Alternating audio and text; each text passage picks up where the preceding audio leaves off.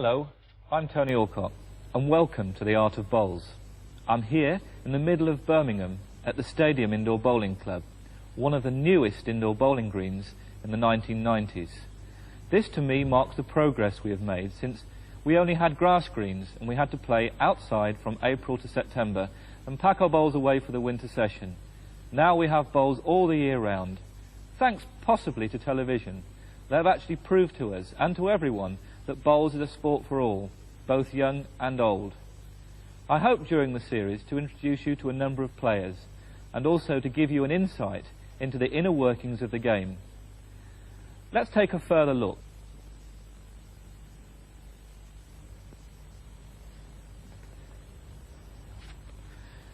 Any coaching manual looks very complicated, and as far as I was concerned when I wrote this coaching manual, one of the things that I was frustrated about was that I couldn't illustrate real live situations to you, the viewer.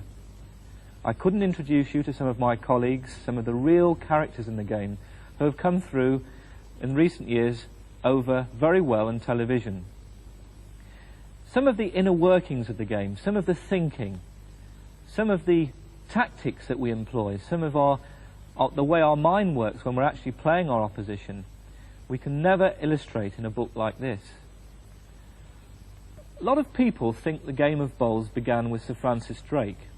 I believe it began long ago, perhaps with the cavemen, in those long nights when there was very little to do.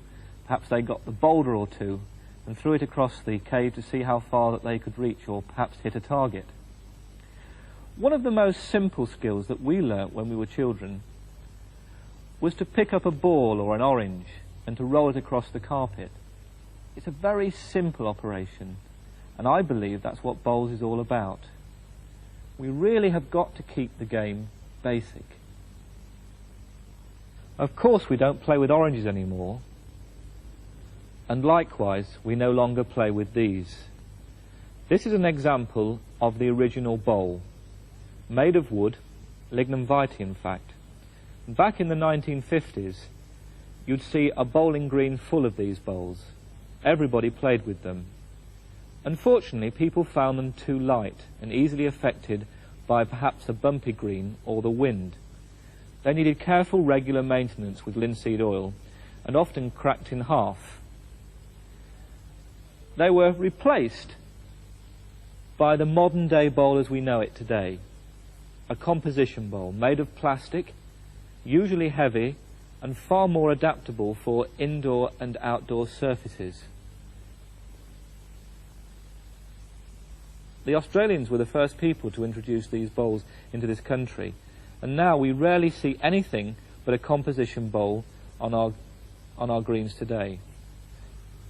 Of course, bowls come in various sizes and shapes, and one of the most popular questions I'm asked is, what size of bowl should I use? It's not an easy one to answer, and I cannot stress too highly the importance of actually choosing the right size of bowl. Let's go and explore it a little further. This is a bowl size indicator produced by one of the bowls manufacturers as a rough guide to find out whether the size of bowl that you're anticipating buying is right for you. You actually place your thumb on the arrow indicated below and the middle finger along the edge of the indicator. You will see along the top that there is a number 0 to 7. 0 being the smallest bowl available and 7 being the largest. Perhaps it's coincidental that if you actually look at where my finger ends, it's exactly on size 5, which is the size of bowl that I actually play with.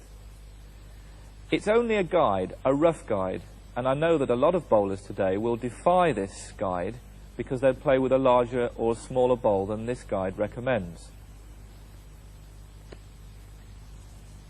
Another rough guide of finding out whether the size of bowl is correct for you is to place the two thumbs together on the bottom of the bowl, bringing all the fingers along the top like that. It's a bit of a stretch actually, but and you'll see that my fingers meet around this bowl.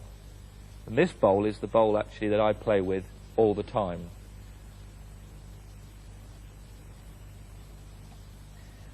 The other rough guide of actually finding out whether the bowl is correct for you is to pick it up with the bowl that you're going to bowl with. Not picking it up necessarily like that, but turning it around like so. And if you find that you drop the bowl in that position, you may actually drop the bowl when your hand's in that position. One of the things that I haven't discussed is the actual moisture content of your hand. A lot of people have dry hands, for example, and the bowl may slip easily out of the hand.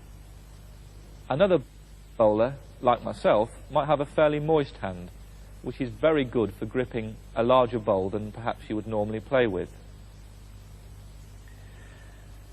The other aspect of choosing the right bowl is the actual weight. As I said earlier, the bowls are manufactured in size 0 to 7, but there are two weights made for each size, one called medium weight and one called heavyweight. The heavyweight bowl is up to 3 ounces heavier than its lighter counterpart. There's a lot of debate whether we should bowl with a heavyweight bowl or a medium weight bowl, and I think there are advantages of playing with either.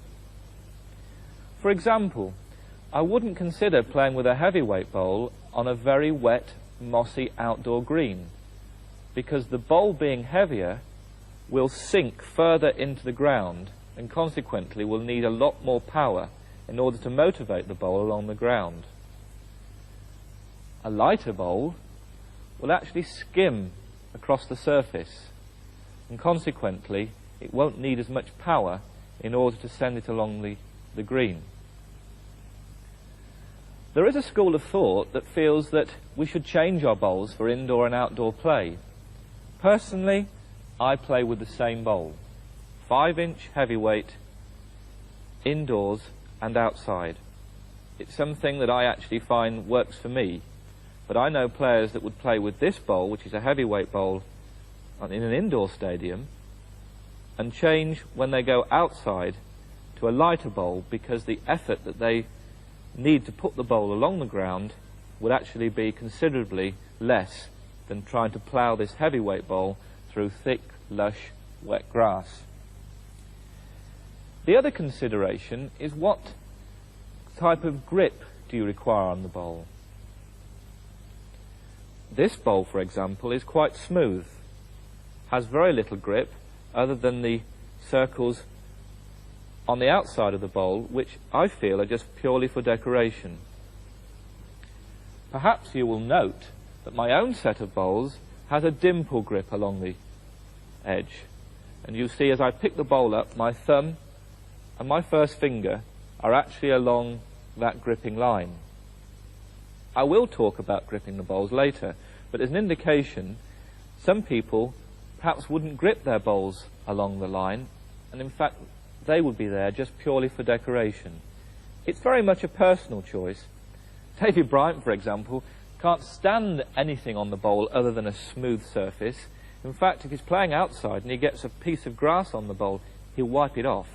Whereas really, I do prefer something that I can grip, to grip hold of. I started with a set of bowls like this, and I suppose it's a force of habit that I actually play with a set of bowls that actually has the grips on. As far as bias is concerned, it really is a confusing issue. It's confusing for me. I may view a new set of bowls such as this, and actually looking at them, I couldn't really tell you how those bowls will react on a bowling green. The only way really to choose the right type of bowl for you is to actually go and borrow a set of bowls. Bowls clubs are great social clubs, and people that have actually played for years will help you get a set of bowls, take you out on the green, and you can try them. For example, one evening you may be able to try all sorts of sets of bowls until finally you decide which set of bowls is for you. There is one additional problem, that there are so many manufacturers around making bowls today that the word of warning I'd like to give to you is that you only get what you pay for. In order to demonstrate what I actually mean about the effect of the bias on the bowl, I've put some strings down on the rink in order to demonstrate to you exactly what I mean. Let's take this little fella over and see exactly what happens to him. Come on.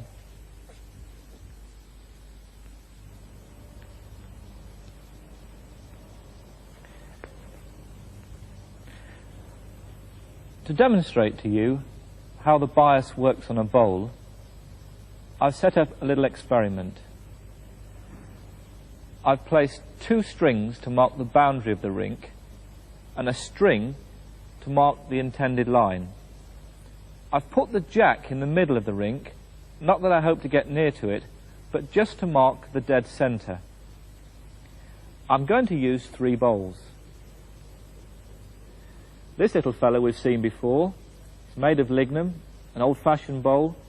I've said that they can be unreliable, but I do expect it to bend quite heavily because it's got a lot of bias on it, purely by the shape that the manufacturer made this bowl. This is one of my own bowls. It's larger, it's heavier, and it's made of composition. I know what this bowl will do, and the amount of bias on it I don't expect to be as strong as the lignum. This bowl is a stranger to me. Its owner told me that the bias was very strong. How strong? We'll wait and see.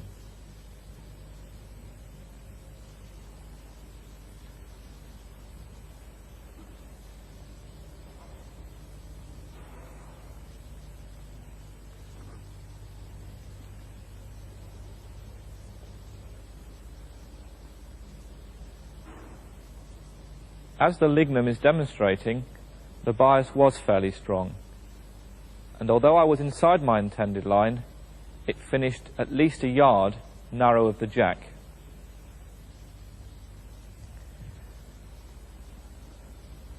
Now my own bowl.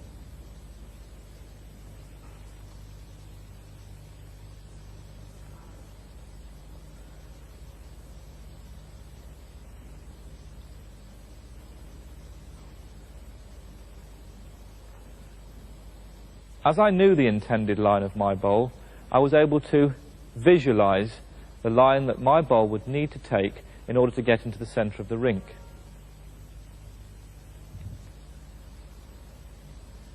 Now the foreigner.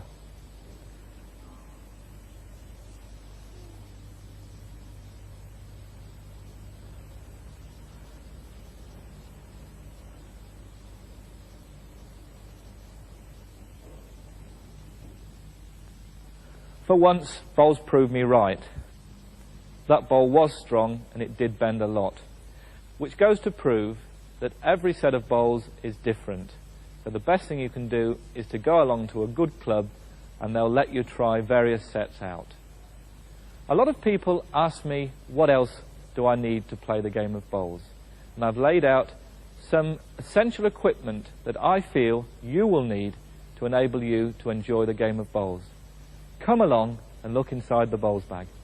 The beauty of making this film is that I've been able to wear exactly what I want. But it isn't really etiquette. Most clubs, indoor or outside, will insist that the players wear white above the waist, grey trousers or a grey skirt. If you progress into club matches, then it's all white. And that's the only essential clothing that you'll need. The bowls bag is very important. I think this is a particularly good one, because it's a light bowls bag. Bearing in mind the set of bowls that you'll put in the bottom of the bag are heavy enough without any additional weight from the bowls bag. This bowls bag has 4 compartments for each of the bowls. It's important that the bowls are not touching each other in the bag, because when they rattle together, according to the manufacturers, that's the easiest way to crack the bowls in half. Essential piece of equipment are shoes. On average, I use 1 pair per season. I always choose the best quality shoe that I can buy, and always try to buy a leather-lined pair of shoes, because inside your feet get very, very hot, and outside, of course, we've got to suffer the elements, and there's a lot of water about. The sole must be completely flat. Training shoes are not acceptable, and in fact, I've seen training shoes do a lot of damage on a bowling green.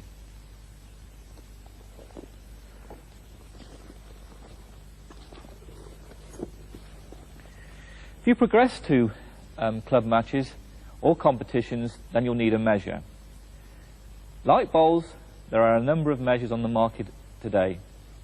And here are a few examples of measures that are readily available in any bowl shop or any sports shop. This measure is an old-fashioned bullet type measure. You press the button and it releases the string to the length that you require. The difficulty of it is that you need to be well balanced, because if you're actually putting that end on the jack and that end on the bowl, then of course you have to be very steady. Any shaky movements, and of course you can move the bowls or jacks, and then you're really in trouble. The old-fashioned bullet type measure has been adapted recently and has a stand on the bottom which sits firmly on the ground. This in fact enables the measurer to have a little more balance, and this is obviously an advanced model to the old original. Perhaps the most popular measure on the market is the old Terry measure. This is metal, and it can occasionally crack and bend, but it's nice, easily glides, and it can fit nicely in the pocket. Perhaps the most recent invention is this measure, which is called the Pro Hawk. It's very accurate, it's very stable, has a large box in which you can place on the ground to regain balance and allow that hand-free movement to pull the measure out accordingly. The only problem with this measure is it's quite bulky. It doesn't really fit into the pocket. So the manufacturers most recently have brought out the Club Hawk, which is a Mark II, which is smaller, has the same amount of string for long measures, and is very adaptable and is easy to carry.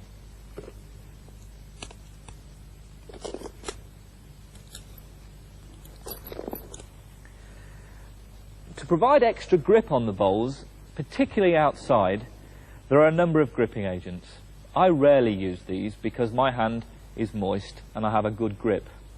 I know, for example, David Bryant uses a lot.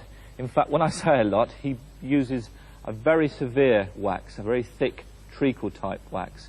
In fact, if you ever shake hands with him after he's executed a very good shot, your hand can often get stuck to his and you're standing there trying to get this wax off your hand. There are a number of waxing agents available to use. You can either put them on the fingers or in fact just rub them on the bowls and polish them off. The level of wax and the level of grip very much depends on the individual, and I always say that if you don't need a grip, you just need something to polish your bowls, then why not the old furniture polish, the clear furniture polish? It gives a nice shine to the bowl and a little bit of a natural grip. Most of these gripping agents come with a ready-made cloth which fits into the bag, and of course if you've been playing outside and the grass is wet and it's particularly muddy, then of course it's very easy to clean off the bowl with one of these ready-made dusters. Particularly for outside play, you may need one of these. This is an artificial chamois manufactured by one of the bowls manufacturers as a cheaper model to the original chamois, which I think there's no substitute for. I've got a piece of chamois in my bowls bag that is literally about 2 foot wide, and I carry it all the time outside, particularly when it's very wet.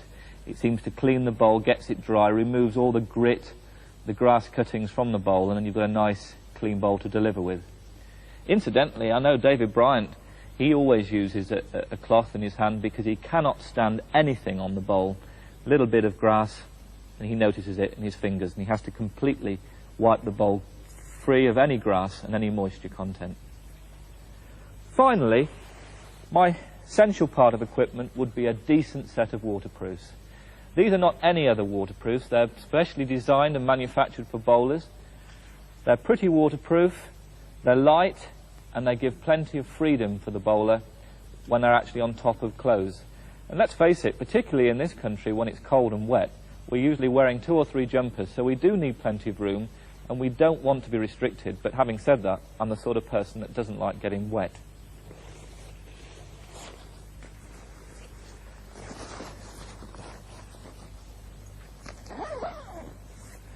My first piece of advice for any new player is to join a club. Find out what the club will provide for you, whether you need a social atmosphere or a competitive one. And there'll be club coaches there too to help you along to enjoy your game. Please remember when you visit your club to obtain a set of rules. It's very important that you know what the game's all about. And remember that in comparison with other sports, bowls is a very inexpensive game. The game of bowls is so adaptable, it can be played by able-bodied and physically disabled people as well. In fact, I'm patron of the English Blind Bowlers Association, and they're jolly good players too. So happens today that we have a special guest with us, Vera Moore, who's a handicap player and is trying out a special wheelchair which is being adapted in order for her to play indoor bowls. Hello, Vera. Nice to see you. How are you getting on with the chair? Very well. It's very good for disabled players because the buggy enables you to go on the green and play a game of bowls, not as a normal able-bodied player, from both ends instead of one end. Really? And do you find it very difficult to manoeuvre with these large wheels on the green? No, there's no problem at all.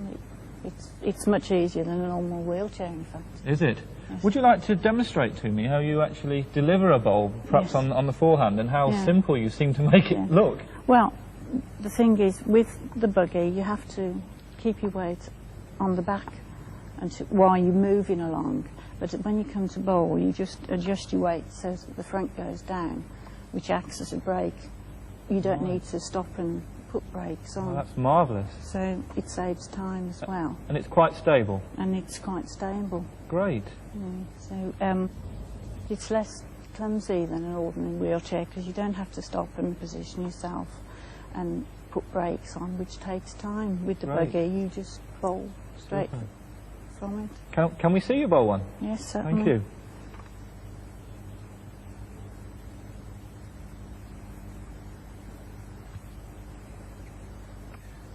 Do you know, Vera, I think you've got a better delivery than I have. Thank you very much indeed. Thank you very much. Right, now let's go and try that new set of bowls of mine. What a great new innovation for the handicapped player. For me, it makes it all worthwhile.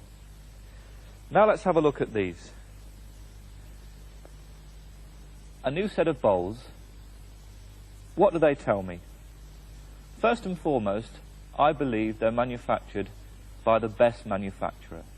It's the most popular bowl in the British Isles today and in Australia and New Zealand. If I pick the bowl up, I can learn a number of points straight away. The manufacturer's name, the size 3, the weight, medium, and at the bottom it says classic, which to me is quite confusing. I'd rather see manufacturers put the amount of bias on the bowls rather than just give them a name. It would indicate to me straight away that these bowls then would bend or would go straight. At the side here, there's the manufacturer's stamp and the International Bowling Board's approval stamp with the date, signifying that these bowls are tested in accordance with the regulations as laid down by the International Bowling Board. At the side is a serial number. The serial number is the same on all 4 bowls, illustrating to me that they're a matched set. Unlike my own bowls, these bowls have not got any dimple grips. They're nice and smooth, which I might find problems with. I like to find my thumb on the grip. I don't get the luxury of a grip with these bowls. Having talked about them being size 3, I know that they're 2 sizes smaller than I would normally play with, remembering, of course, that the smallest bowl that we can buy is size 0 and the largest is size 7. So a size 3 is very much the medium size bowls that you can buy today. Okay, let's give them a try and see what they really mean.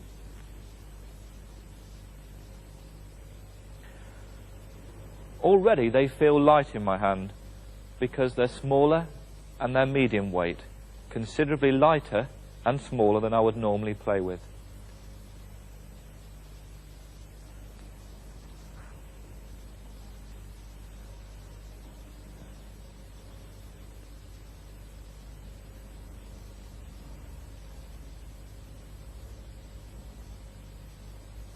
I feel already, after delivering one bowl, that the bias is quite strong on this set of bowls.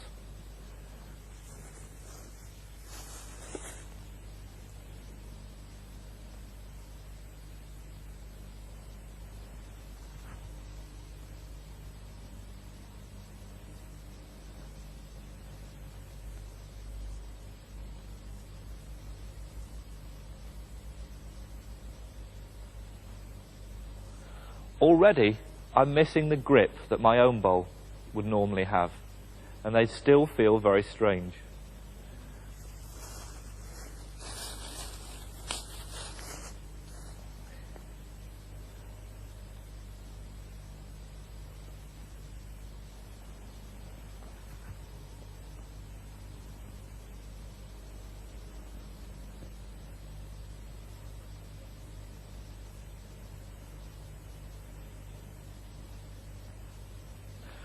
With all new bowls, when you actually get them out of the box, they're very shiny. And I think I miss the knocks and the scratches that I have on my own set, that I've actually acquired through the years of people trying to knock them off the jack, or me throwing them into the ditch.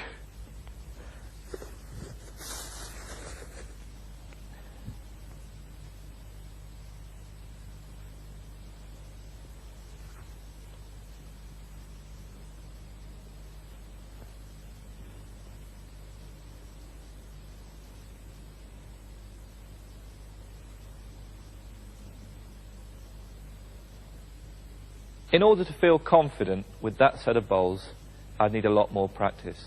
But already I know that they're a top quality set. They're consistent and renowned for their accuracy in all conditions. Let me now introduce you to the Scottish runner, and it isn't Alan Wells. The Scottish runner is, of course, a stance and a delivery. But it all begins on this, the mat.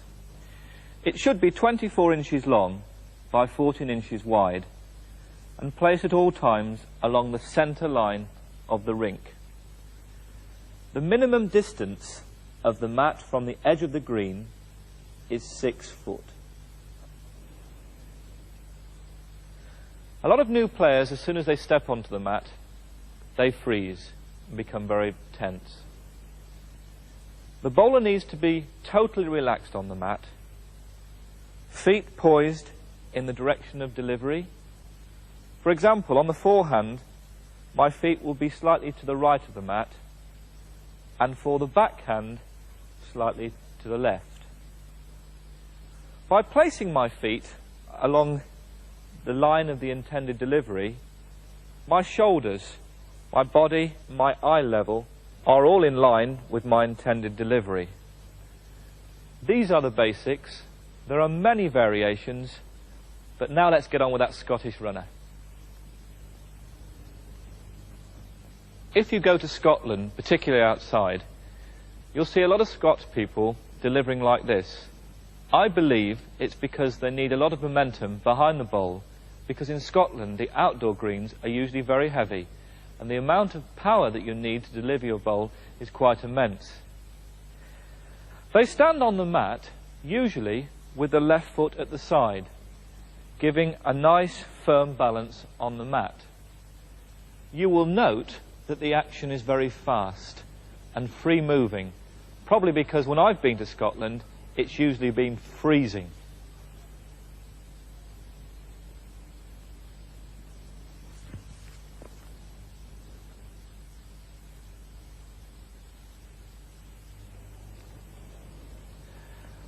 The athletic delivery, as the name suggests, is very athletic. It's suitable for those people who are physically fit. The delivery starts in the upright position. Shoulders vertical, head back, and arm freely moving. My feet in position enable me to swing my arm freely. The difficulty in the athletic position is that you've got to get this bowl down to ground level. So good coordination is required. In order to get that bowl down to the ground, I've got to move my feet, my legs, and the upper part of my body, remembering at all times that I must keep my head as still as possible to look at my intended line. Watch carefully the coordination required.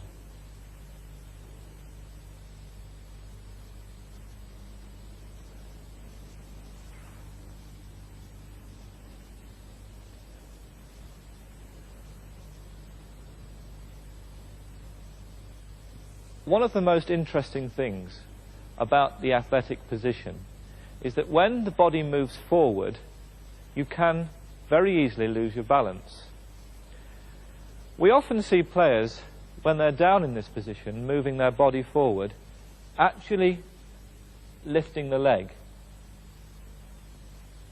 As an experiment, I'd like to show you exactly what happens if I lift my leg.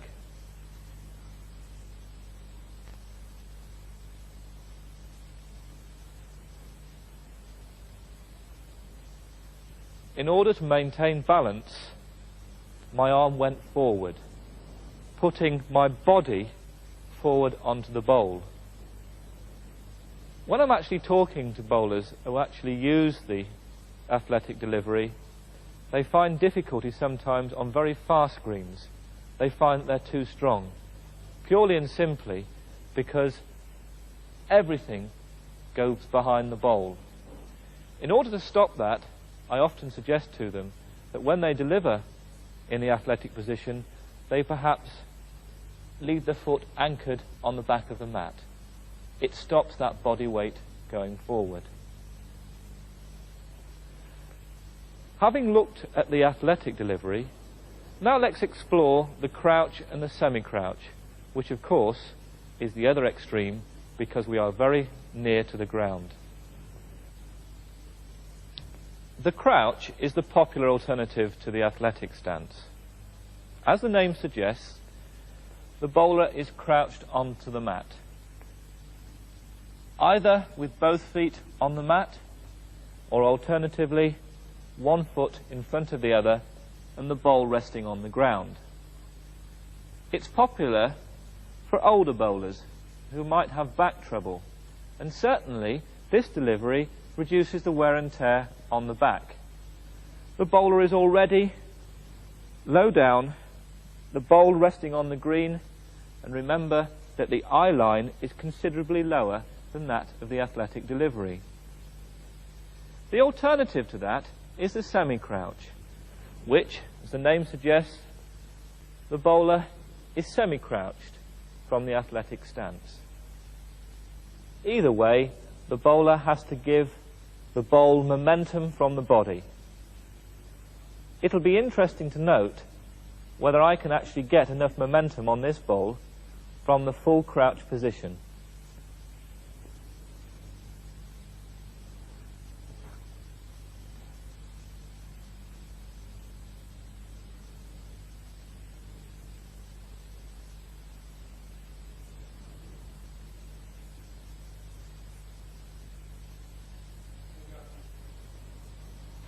I certainly found that difficult. And something else I find great difficulty with, the South African style.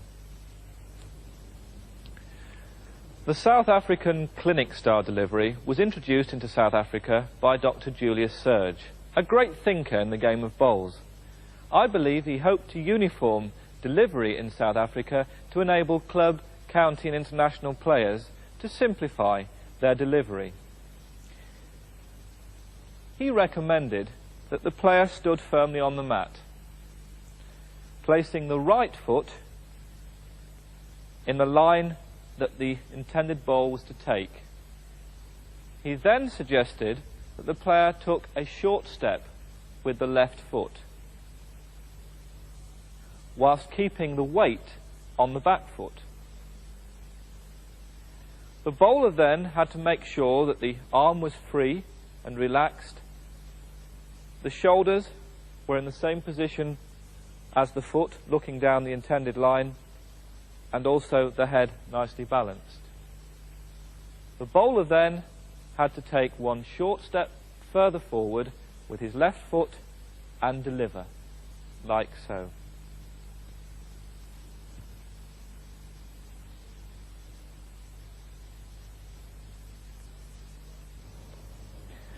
You will notice throughout delivery that my left hand was near to my left knee to maintain a balance throughout delivery. It's interesting that this delivery has worked for some of the greatest South African bowlers that we know today. Talking of great players, my great friend David Bryant has a very unique delivery, and I'd like to explore that with you. But before we do that, I'll go and collect my bowls, and whilst I'm down there, I'll explain to you about the scoring system. This is typical of a completed end, and as we can see, there are 3 bowls in contention. They're the closest to the jack.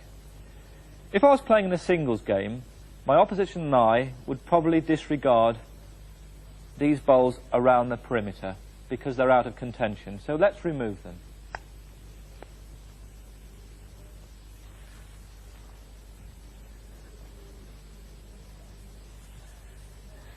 Before I remove that bowl, I must remark about the chalk mark on the bowl. This was because when I delivered it, it actually glanced the jack before it came to rest.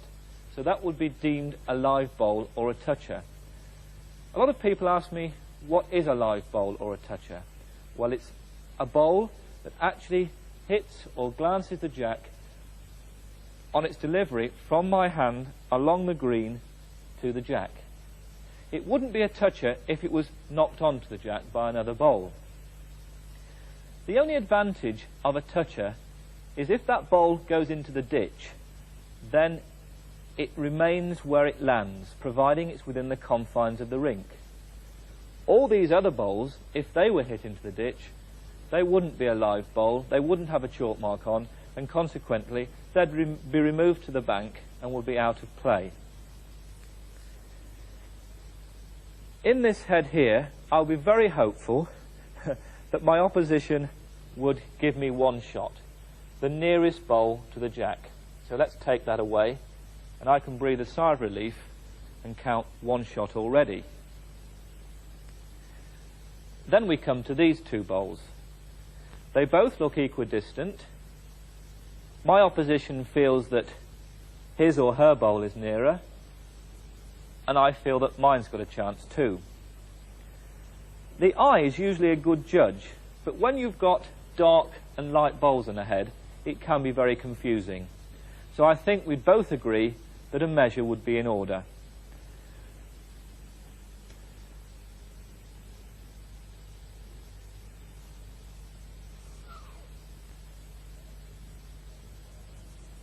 The measure is touching both my bowl and the jack, and we'll now see if my opposition is nearer.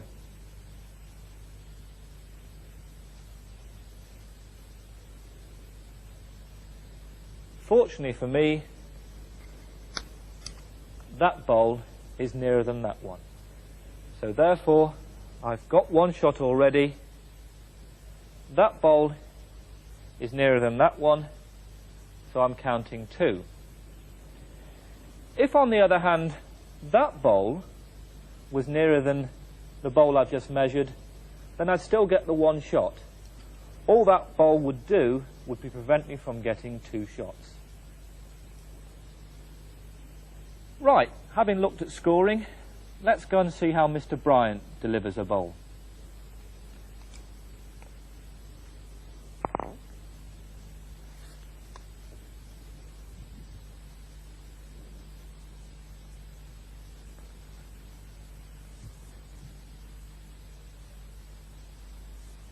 In order to demonstrate these deliveries to you, I'm having to use a lot of concentration because I'm unsure about the deliveries, and it isn't easy with all that noise going on next door. After all, we're in the middle of Birmingham and also very close to an industrial site. David Bryant is an enigma. He has a delivery all of his own. This delivery he's derived from years of playing the game. It works for him. He knows what he does, and he knows why. A lot of people have copied him, but they found it totally unnatural. I believe it works for him, and him alone. He starts off on the mat in the crouch position. You will notice he normally gets his trousers and pulls them up. Regularly he does this, as well as adjusting his pipe in his mouth. He gets down fairly low on his knees, and already I can feel the strain on my leg muscles. He uses both hands on the bowl, one to grip it, one just to rest, in order to maintain balance. When he's ready to deliver the bowl, you'll see him slightly weighing the weight of the bowl in his hand up. He's looking at his line, he's looking at his length, and he's just feeling the weight in that bowl. When he's ready to release the bowl, he'll rise. He comes off the knees. Consequently, the body is going forward, and then the arm action starts. Watch carefully whilst I deliver this bowl.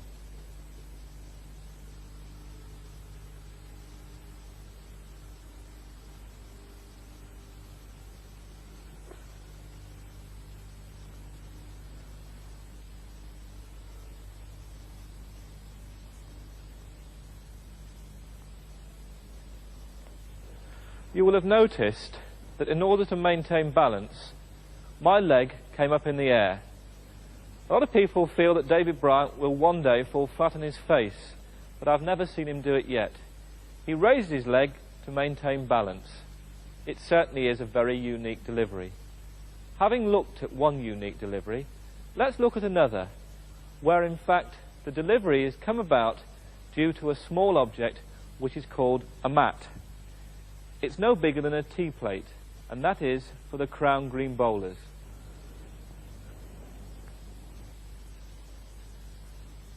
Because the laws of the crown green game state the player has to keep his or her foot firmly anchored on this very small mat, they have a problem. Let's imagine that my back foot is firmly on this mat, which remember is only the diameter of a tea plate. In order for them to get momentum on the delivery, they have to use a full swing, and they have to make sure that when they go forward, this leg is well tucked behind the other, giving them a clear passage. You will notice that a crown green player will always use more shoulder. They in fact will push their shoulder forward into the delivery, and that's where they get their strength, because on a crown green, remember, you're going over a crown, it's a long distance, and it really is a heave.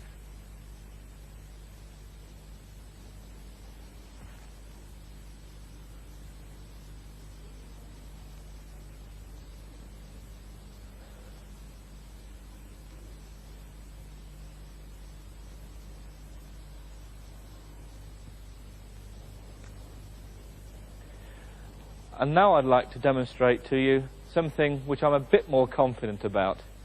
That's the Allcock method. Before I show you my method, let me explain a little more about grip. Any experienced player would tell you there are two basic grips. The claw grip, where the thumb is actually along the gripping line of this particular bowl, and the alternative which is called the cradle grip, where in fact the thumb is in the middle of the bowl. What a lot of people don't realise is that these two grips mean very different things.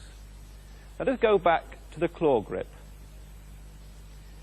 The thumb is placed along the grip of the bowl, the fingers spread underneath.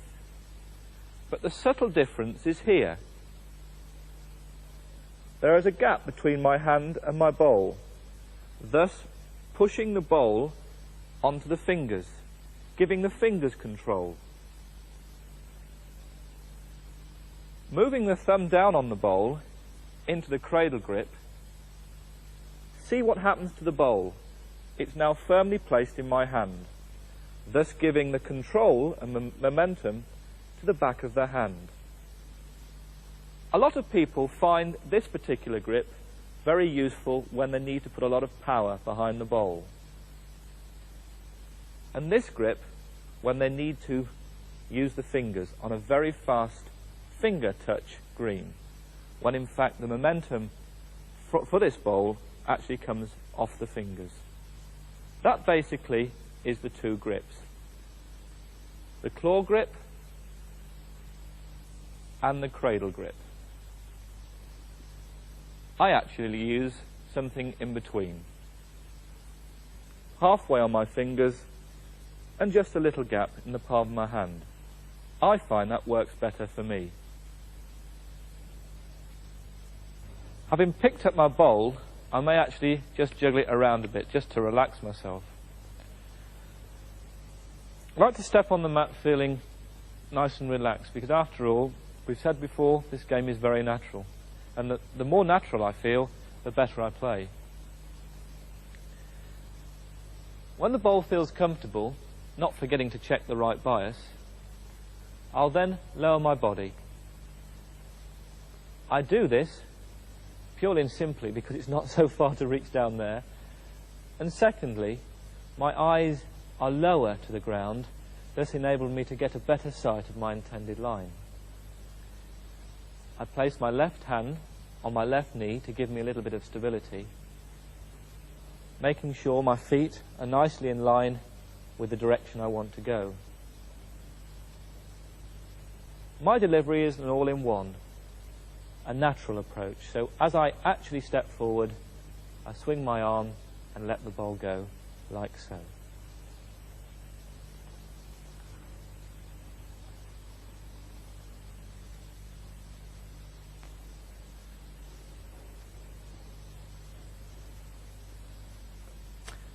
And that's the Allcock method.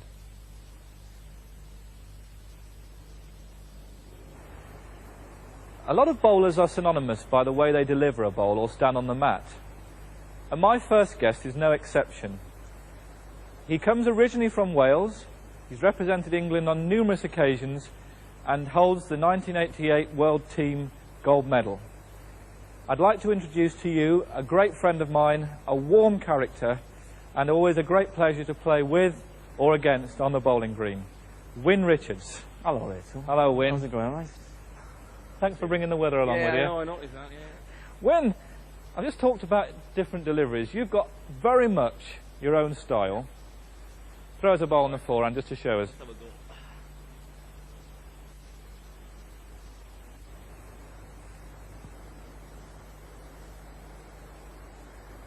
And let's see if there's any deviation on the backhand. Deviation.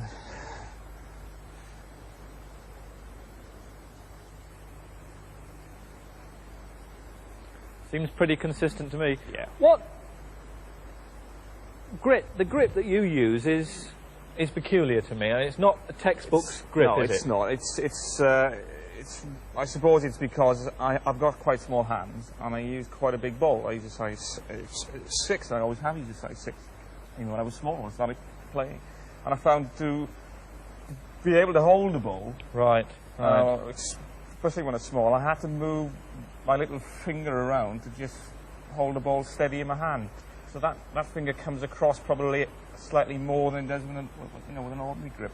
Right, and it balances the bowl more. Yes, I just feel the ball is slightly firmer in my hand. You know.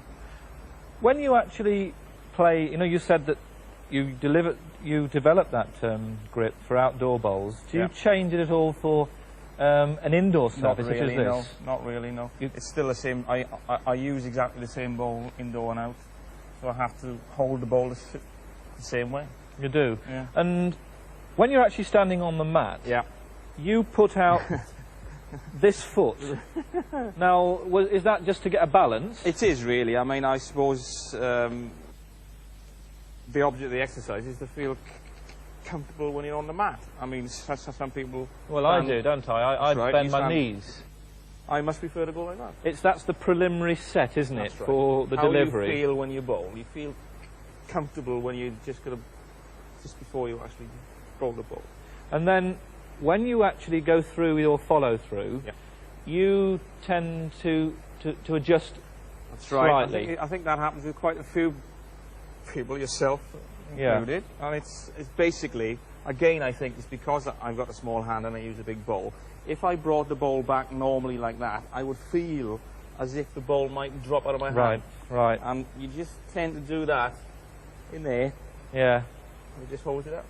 David Bryant says that he does it because the hand is in the walking position, Right.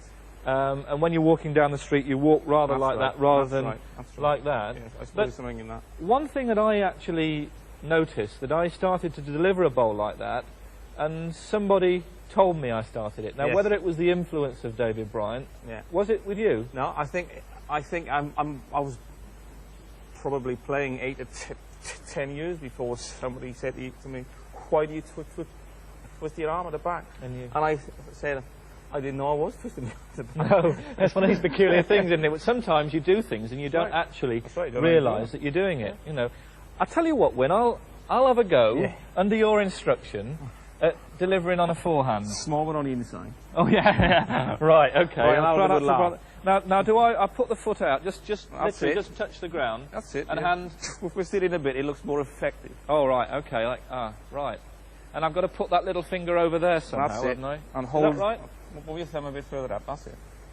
You see, these bowls are too big for me. I That's know right. because I feel I'm going to drop this already. Right. So, and then I just, you see, I got the bowls away straight, and in fact, but I felt completely Well, at sea. right. You know, I wasn't doing the things that I do Exactly. naturally. You're so used to doing exactly the same thing normally. It's difficult though for people to change a delivery. Absolutely. Once you've I done think you something. do try and change your delivery slightly from time to time. I mean, I have, because I used to stand slightly more upright, but I've sorry. But Did I've you? gone a little bit further. Is that Bones a bit because you know of you getting older, or because of your big belly? Yeah, it's probably something to do with that. Is it? Yeah. Well, I'll tell you what, Wynne. I've had a go with one bowl on the forehand with your delivery. I'm not going to even attempt the backhand. Right. I'll tell you what I'll do. I'll play my delivery, you play yours. We'll have a couple of ends, and when I beat you, you can buy me a pint. All right, then. Fair All right. enough. Okay, so what's it going to be? Heads. What sort of coin's that? You've got me at some advantage, haven't you? What is it? Well, it looks like if you're holding the right light, you're wrong. It's a tail, hardly. It's your choice. Now, what are you going to do? I'll start. You'll start. I'll start. What's that then? I would have expected you to have taken the last bowl. No, it's super. Just I suppose I always, if I do win the toss, I'll always, You have to go. I'll always go first. Oh, right. As a matter of fact, I always do the same thing if you play an extra end as well. Do you really? Yeah. Because a lot of people feel that indoors, when, you know, we've been practicing on this rink, we know what it's like. Right. A lot of people feel that the advantage, there's no advantage at all because we both know it, Right. but it's better to have that last bowl in your That's right. hand than have the jack. But Well, I suppose it's also the same if you get your first first bowl right smack on it. Yeah, that's true. That's true. So it swings and roundabouts. Absolutely. I always would opt for the last bowl, though, I know you do. as opposed Right. to you. Oh, off you go. And don't forget it's serious. Serious? He's always serious. So you actually take great care, Wynne, in Yes, in I think putting the it's, jack I think up. it is important to actually, when you actually bowl the jack. Yep, that's okay. To actually bowl the jack in the same way as you do the bowl. Yeah, yeah, because we say Or throw the jack up. We don't really mean that, do we we? actually mean bowl it up. Bowl the jack up, yeah. Okay. Right, well, I'm not going to look at your bowls because I know that they swing slightly That's more right. than mine.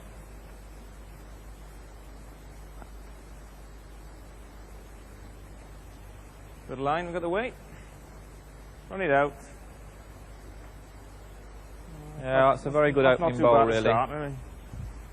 I mean, the ideal first bowl is right in front of it on the Right. line, isn't it, really? Just in front or just behind, obviously. And I'm going to follow but you still. down that forehand.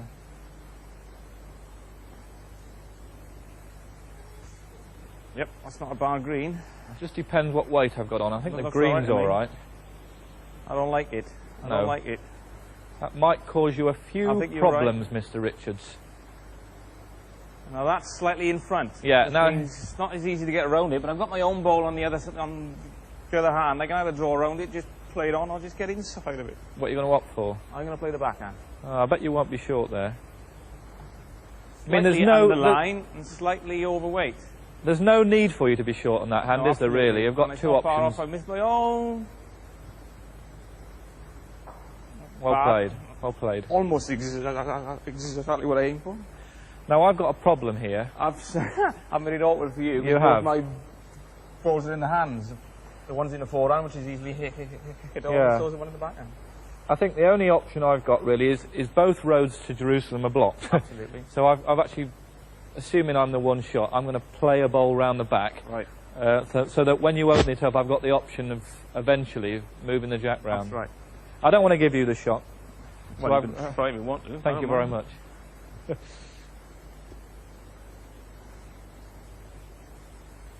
Now I've got to avoid that front bowl, which I've given plenty of green to do, but hopefully I swing round to the jack. Good. It's not a bad ball at all. In fact, you've made an extremely good ball there.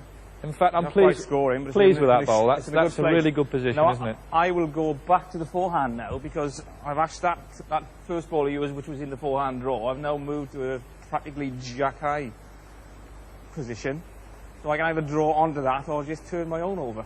Right, away you go. All on a weight. Not Yeah, a bad well, you've line. got the weight. Not a bad line. Starting to bend. Slightly too wide. Well, yeah. I mean, it was Slightly. unlucky. Your weight Yeah. was perfect, wasn't it?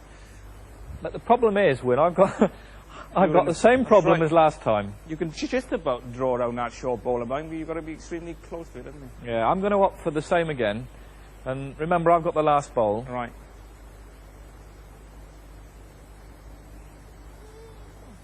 Right. The head's Have a changed a look. bit. I think the head's changed a bit now. I think we can have a little look to see what's happening. I don't like this one much. If it keeps running, it's got a I don't beauty. like this one. Run on. Run That's on, an ball. extremely good ball. Well bowled, Tony. That's, actually, it looked good, but it wasn't what I Right. intended, because I was trying just to get another one round the back.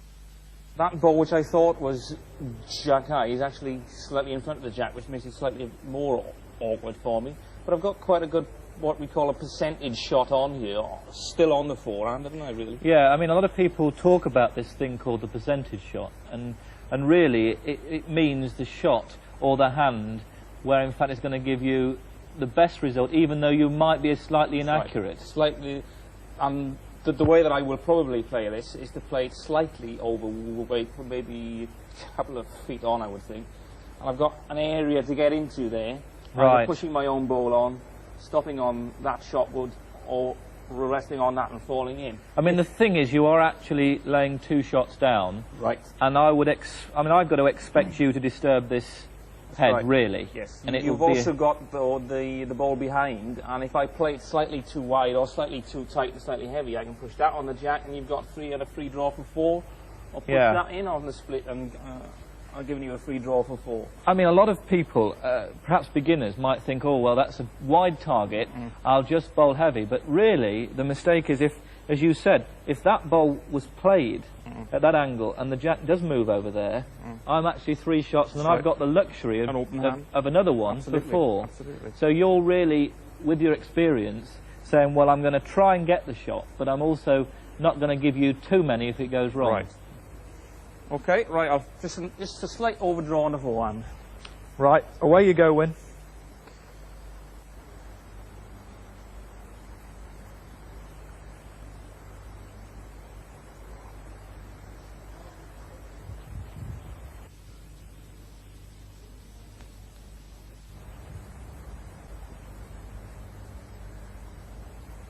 Close. I got enough weight. Not quite. Pretty good weight. Well, Sean, I think I made it slightly harder to get 3 out of it anyway. There's nothing else. Yeah, I think the easiest option of first looking at it would be to draw another one in there. Yeah, extremely awkward if you're just a little bit unlucky on that. Yeah. So again, we talked about that percentage shot, which is, in this case, is the safest shot, is round there. Absolutely. Wider than narrow. If I'm narrow, my bowl's narrow, I come to lob those up. That's right. Then, in fact, that's my own fault. I'll probably give you the shot or the second one. So. You'll do extremely well to get 3 out of that. Yeah, I wouldn't be hopeful of getting 3, but I've got to try it.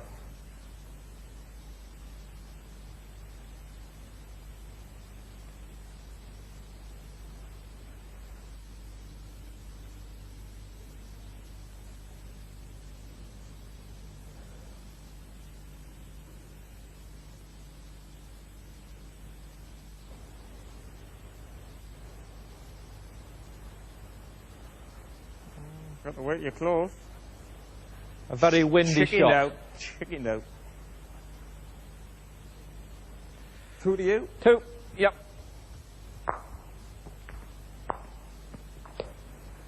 Okay, Mr. Richards, 2 shots down, this is the last end. That's all right. There's a chance of 3 here, mate, don't worry. Probably is knowing you. That's just about in the same place again. Yeah, that's what I wanted, same place as last time.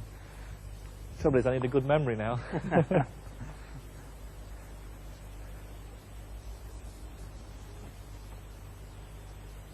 Well, You got the weight? I don't know, Wynne. It's a little bit on the old short side there. You're just going to go over a bit, aren't you? Yeah. Right, that's just a little bit in a 4, and I've got to open backhand draw. I want to make sure I get all my bowls in this time, so Well, I'll play I the think you've got backhand a good as well. chance of that with that bowl there. Tell you what, that's good green with your bowls. They do take a lot more Slightly grass. more, than yeah. well, I'm grass quite or carpet. pleased with this. It's a good one to start off. This. Oh, well played, Mr. Richards. Now, the only problem is, when you bowl a bad first bowl like mine, it must be 2 yards away. There's a hell of a lot way of correction, isn't there? Right. You know, you can easily over-adjust. Yeah. As well. It's the worst bowl in the world you put down.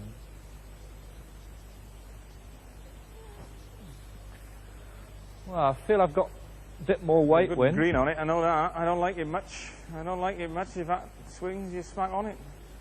I think that'll cause you a few problems, but it's not as far as I'd like it to be. It's still not there.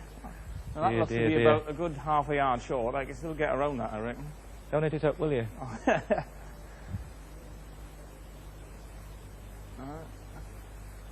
good line. How's the weight on that? Tell you what, that's not bad if you got the weight on it. Are you up? I think I am. Not. Oh, don't beat that one. Oh, ow! I wonder if that's in. It looks it. That's awkward, beer. I'll say.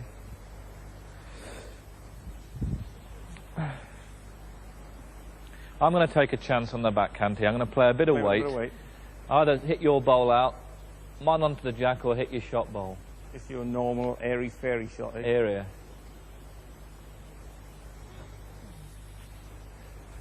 He's not far away. Don't like it. He's not far away. Bending too much. Got one away. Oh, Do you like that one? Well, that's made it awkward. I've obviously got to change my hand now. Draw as close as I can on the forehand. Let's go and have a look at it, Wynne, I think. How was the weight? How was the weight? How is the weight? How is the weight? How is the weight?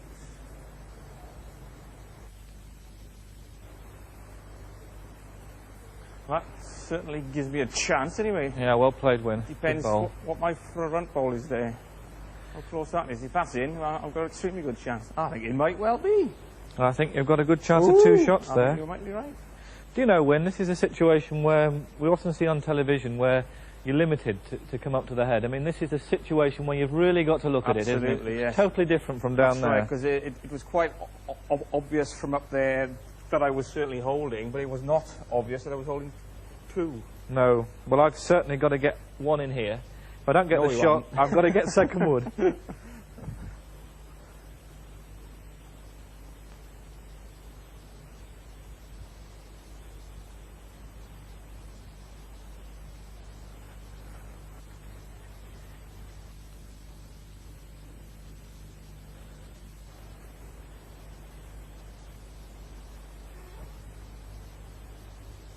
I don't like it much. You got to wait. You're getting around. You're getting around. Little touch on that. Oh, no. Oh, look at that. Not one of those. Now that is an absolute fluke, really. Blue meanie. Right, well that makes... Oh, dear me. That does not make it easy. There's Wynne, not enough room, really, to get your ball out through that hole.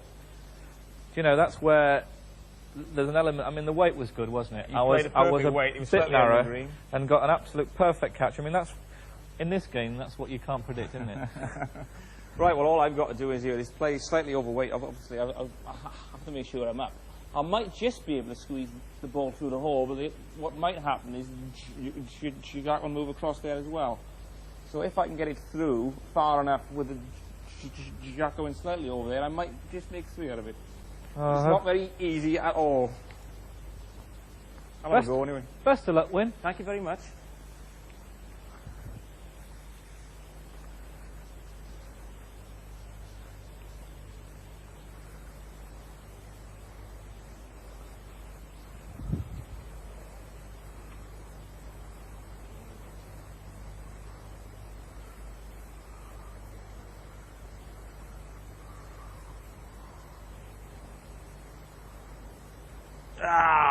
Just missed it.